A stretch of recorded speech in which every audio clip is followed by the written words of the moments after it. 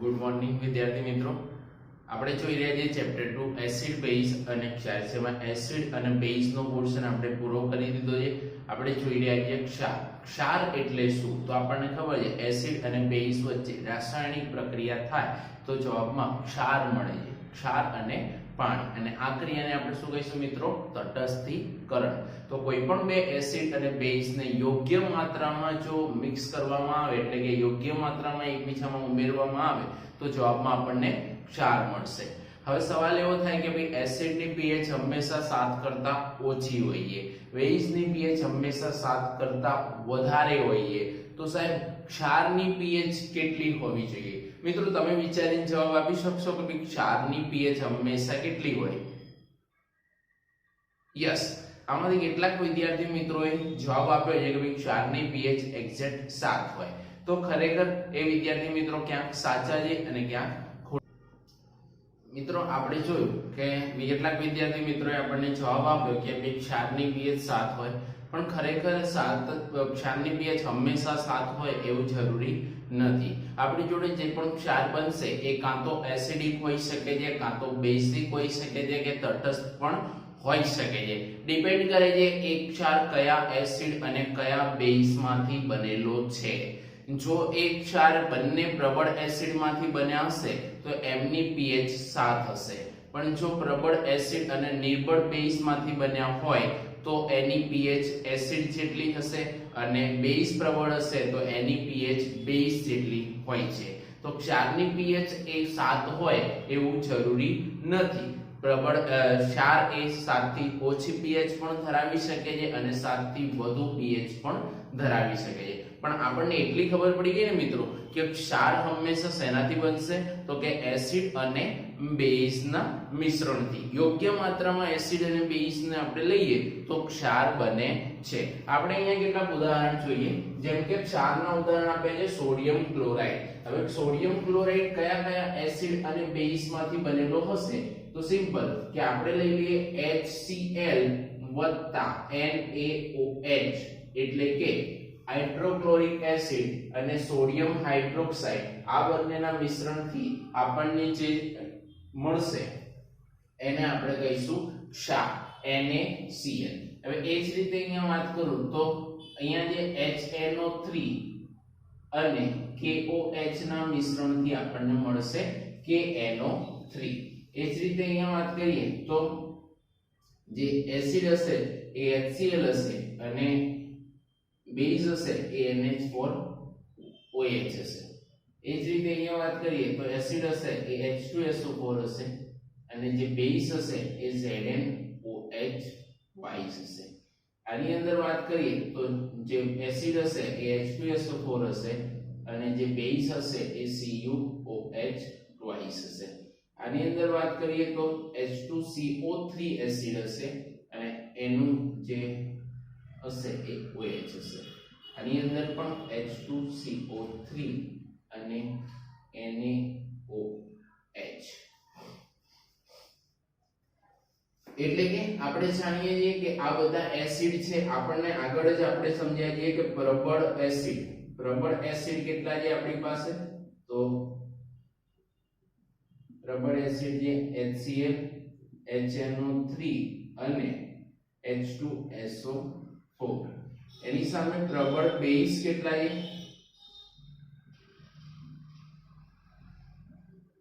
પ્રબળ બેઝ છે આપણી પાસે NaOH, KOH, કેલ્શિયમ હાઇડ્રોક્સાઇડ. આ ત્રણ આપણી જોડે છે પ્રબળ બેઝ. તો પ્રબળ એસિડ અને પ્રબળ બેઝ છે. તો આ રીતે આપણને એસિડ અને બેઝ વચ્ચેની પ્રક્રિયાથી ક્ષાર બને છે એવું ખબર પડી ગઈ.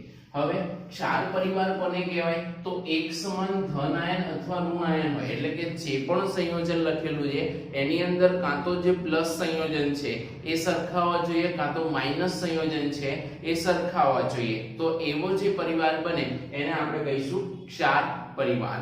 તો એક જ સમાન ધન આયન અથવા ઋણ આયનો ધરાવતા ક્ષારોના સમૂહને આપણે ક્ષાર પરિવાર કહીશું. આપણને એમ કીધું છે સોડિયમ ક્ષાર પરિવારના ઉદાહરણ આપો. નામ શું પૂછ્યું છે? સોડિયમ ક્ષાર પરિવાર. તો બધાની અંદર સોડિયમ હોવું જોઈએ અને એ સૂત્ર કેવું હોવું જોઈએ? ક્ષાર વાળું. ધારો કે આપણે વાત કરીએ તો NaCl, એ સિવાય Na2CO3, એ સિવાય તો કે NaHCO3, એ સિવાય તો કે Na2SO4. તો આ બધા જે છે એમાં કોમન શું છે? Na. તો આવા જે ક્ષાર છે જેમાં એક જ આયનનો ઉપયોગ થાય છે તો આ બધા કયા પરિવારના સભ્યો કહેવાય? સોડિયમ ક્ષાર પરિવારના સભ્યો કહેવાય. એ જ રીતે ક્લોરાઇડ ક્ષાર પરિવારના ઉદાહરણ આપો. તો જેની પાછળ ક્લોરીન આવતું હોય એવા લોકો, આગળનો ભાગ ગમે તે હોય પણ પાછળ શું હોવું જોઈએ? ક્લોરીન. ધારો કે આપણે આની અંદર બી વાત કરીએ તો NaCl, બીજું CuCl2, બીજું MgCl2, CaCl2. ઇન શોર્ટમાં પાછળનો ભાગ કેવો હોવો જોઈએ? Cl વાળો. તો એવા જે સંયોજનો આવશે એને આપણે શું કહીશું? ક્લોરાઇડ ક્ષાર પરિવારના ઉદાહરણો. આ જ રીતે તમને એમ કહેવાય મેગ્નેશિયમ ક્ષાર પરિવારના ઉદાહરણ આપો. તો જ્યાં જ્યાં મેગ્નેશિયમ આવતો હોય એવા પણ શું હોવા જોઈએ? ક્ષાર હોવા જોઈએ, એસિડ કે બેઝ હોવા જોઈએ નહીં. તો આવી રીતે આપણે કોઈ પણ ક્ષાર પરિવારના ઉદાહરણ આસાનીથી આપી શકીએ છીએ.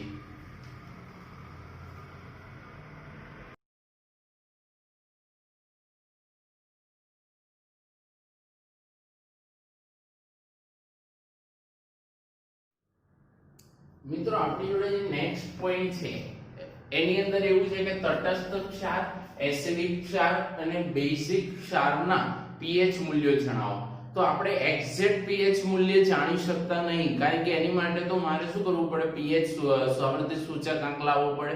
એટલે કે સાર્વત્રિક સૂચક પેપરની મદદથી હું માપી શકું કાં તો pH મીટર લાવવું પડે, જે શક્ય નથી. તો આપણને કેવી રીતે ખબર પડી જાય કે આની pH કેટલી હશે? તો આપણે એક્ઝેક્ટ માપી શકતા નથી પરંતુ અંદાજિત મૂલ્ય કહી શકીએ છીએ કે ભાઈ મને ખબર પડી જાય કે આ ક્ષાર એસિડિક હશે તો એની pH કેટલી હશે? તો હું એક્ઝેક્ટ ના કહી શકું ભાઈ 4.5. કેમ? કારણ કે એ માપ્યા વગર ખબર પડશે નહીં. હા, પણ એવું કહી શકું કે આની pH હંમેશા કેવી હશે? 7 કરતા ઓછી. અને જો કોઈ ક્ષાર બેઝિક સ્વભાવ ધરાવતો હશે તો એની pH કેટલી હશે? તો હું ડાયરેક્ટ ના કહી શકું 8.2. માટે હું શું જવાબ આપીશ? તો કે એની pH 7 કરતા વધારે હશે. જ્યારે કોઈ ક્ષાર એસિડ કે બેઝ લક્ષણો ધરાવતો નથી તો એની pH હું સ્પષ્ટ કહી શકું છું કે એની pH હંમેશા મિત્રો કેટલી હશે? 7. એટલે કે જો તટસ્થ હોય તો આપણે ફાઇનલ કહી શકીએ કે pH 7 હશે.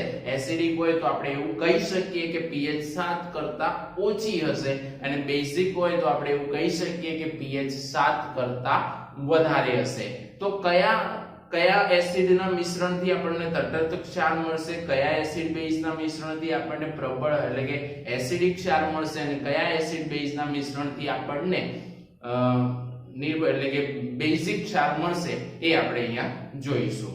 તો પહેલા જોઈએ કે જો મારી જોડે જે પણ એસિડ કે બેઝ છે એ બંને પ્રબળ હોય એટલે કે પ્રબળ એસિડની પ્રબળ બેઝ સાથે પ્રક્રિયા કરું તો જે ક્ષાર મળશે આપણને શું મળશે? ક્ષાર પ્લસ પાણી. પણ આ ક્ષાર હંમેશા કેવું મળશે? તટસ્થ. એટલે કે એની pH કેટલી હશે? 7. જો બંને પ્રબળ હોય એટલે કે બંને સરખા તાકાતવાળા એસિડ અને બેઝ હોય તો બંને શું કરશે? બાજી અને એકબીજાની અસરને નાબૂદ કરી દેશે અને એટલા માટે જે ક્ષાર આપણને મળશે મિત્રો એમાં એસિડ કે બેઝનું પ્રમાણ હશે નહીં. એટલે કે એની pH કેટલી હશે? તટસ્થ. ધારો કે એક ઉદાહરણ લઈએ આપણે કે પ્રબળ એસિડ તરીકે હું લઈ લઉં છું HCl અને પ્રબળ બેઝ તરીકે આપણે લઈ લઈએ છીએ NaOH અને એના જવાબમાં આપણને જે બી મળશે એ હશે NaCl H2O. એનો અર્થ કે NaCl ની pH કેટલી હશે? 7. બરાબર. બીજું ઉદાહરણ લઈ લઈએ. ધારો કે HCl ની જગ્યાએ હું બીજો એસિડ લઈ લઉં H2SO4 અને બેઝ તરીકે હું બીજો બેઝ લઈ લઉં KOH. તો આપણને અહીંયા ક્ષાર કેવું મળશે? K2SO4 અને H2O. તો આની ક્ષારની pH પણ કેટલી હશે? 7. કારણ કેમ તમને ખબર પડી ગઈ કે ભાઈ આની ક્ષારની pH 7 જ હશે? કારણ કે એની અંદર વપરાયેલા એસિડ કેવા છે?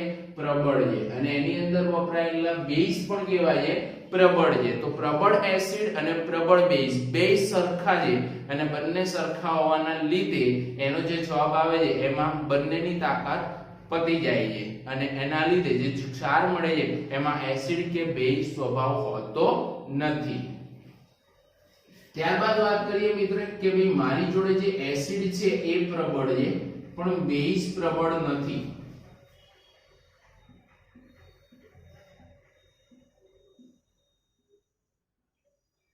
તો અહીંયા જે ક્ષાર મળશે અને પાણી મળશે પણ અહીં જે ક્ષાર હશે એ તટસ્થ નહીં હોય. કારણ કે જે એસિડ છે ને એ બહુ જ પાવરફુલ છે અને બેઝ છે ને એ એક નબળો છે. હવે એક વધારે પાવરફુલ અને એક નબળો હોય અને બંને વાજે તો જીતશે કોણ મિત્ર? એસિડ જ, કારણ કે એની તાકાત વધારે છે. એટલા માટે જે ક્ષાર બનશે એ હંમેશા કેવું બનશે? એસિડિક. અને એસિડિક ક્ષાર હોય તો મિત્રો pH કેટલી હોવી જોઈએ? 7 કરતા ઓછી. માટે આ જે ક્ષાર આવશે એની pH હંમેશા આપણને એટલે કે ક્ષાર કેવું મળશે? એસિડિક. અને એસિડિક હોવાના લીધે એની pH 7 કરતા ઓછી હશે. સમજાયું મિત્રો? તો જો પ્રબળ એસિડ હોય અને નિર્બળ બેઝ હોય તો એની pH હંમેશા કેવી આવશે? 7 કરતા ઓછી. કારણ કે જવાબમાં આપણને કોણ મળશે? એસિડ. કારણ કે એસિડ ખૂબ જ પ્રબળ છે. ધારો કે એક ઉદાહરણ લઈ લઈએ. ધારો કે એસિડ તરીકે પ્રબળ એસિડ તરીકે હું HCl લઈ લઉં છું અને નિર્બળ બેઝ તરીકે આપણે MgOH ટ્વાઇસ લઈ લઈએ. તો બંનેની વચ્ચે પ્રક્રિયા થશે તો બનશે MgCl2 અને H2O. તો અહીંયા છે આપણે આને સમીકરણને સંતુલિત કરવું પડશે.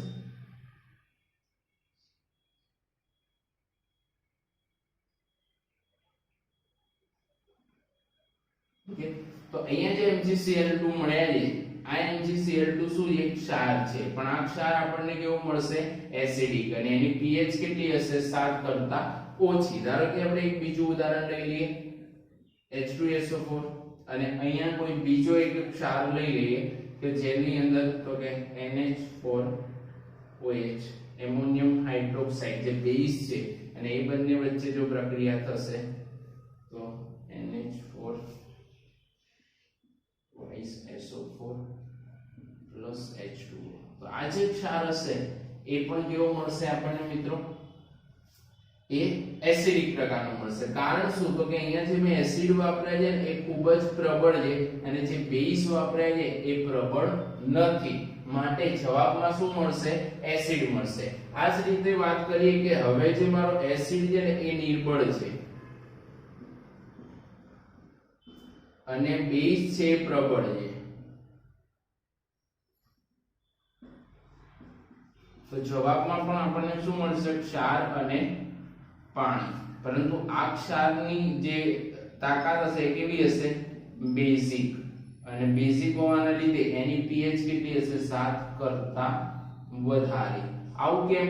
તો હવે એસિડ નબળો થઈ ગયો છે. અત્યારે આપણે જોયું બંને સરખા હતા તો ઇક્વલ થઈ ગયું એટલે કે 0-0 થઈ ગયું અને આપણને ક્ષાર જે મળ્યો એ કેવો હશે? તટસ્થ.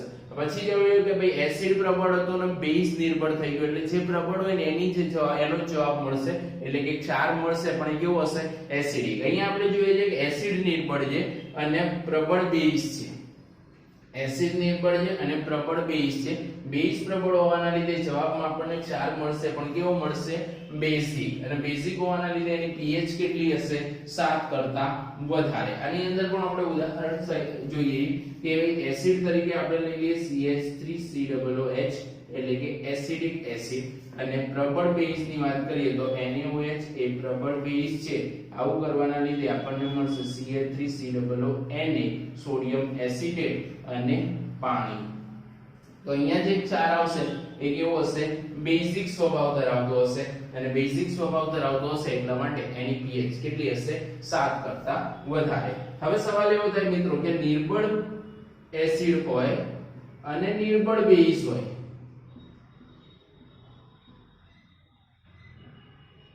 તો જવાબમાં પણ ક્ષાર અને પાણી મળશે પણ આ ક્ષારની pH કેટલી હશે?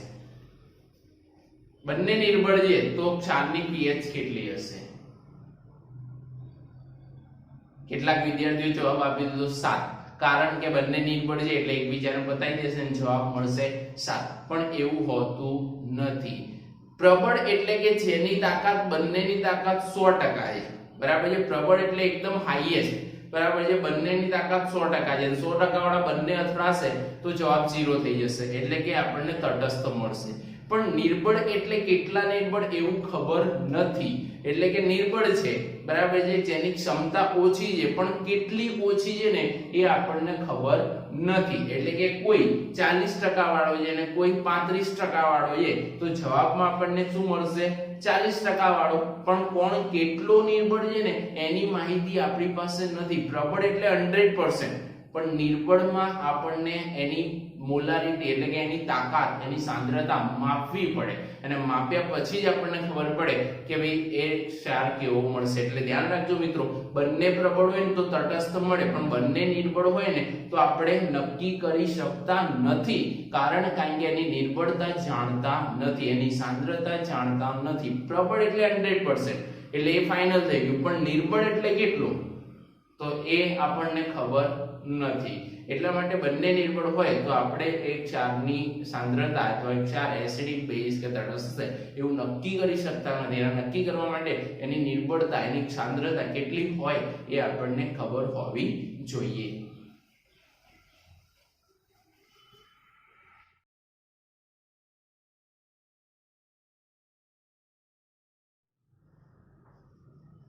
મિત્રો આપણને નેક્સ્ટ પ્રશ્ન આપ્યો છે, દરિયાના પાણીમાં ઓગળેલા ક્ષાર જણાવો.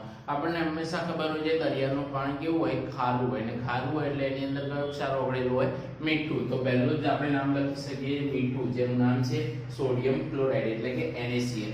હવે NaCl જ્યાં હોય ત્યાં KCl હોય. Na અને K છે ને એ બંને એકબીજાના ભાઈબંધો છે, એટલે જ્યાં જ્યાં Na જાય ત્યાં K જવાનો, એટલે NaCl જોડે જાય તો K પણ Cl જોડે જાય, NaBr જોડે જાય તો K પણ Br જોડે જાય. તો NaCl એટલે સોડિયમ ક્લોરાઇડ, KCl એટલે પોટેશિયમ ક્લોરાઇડ, NaBr એટલે સોડિયમ બ્રોમાઇડ અને KBr એટલે કે પોટેશિયમ બ્રોમાઇડ. તો NaCl, KCl, NaBr અને KBr આ ચાર તો આપણને યાદ રહેશે. એ સિવાય MgBr2 મેગ્નેશિયમ બ્રોમાઇડ અને NaIO3 અને એનું નામ છે સોડિયમ આયોડેટ. તો આટલા ક્ષાર મિત્રો આપણા દરિયાના પાણીમાં ઓગળેલા હોય છે.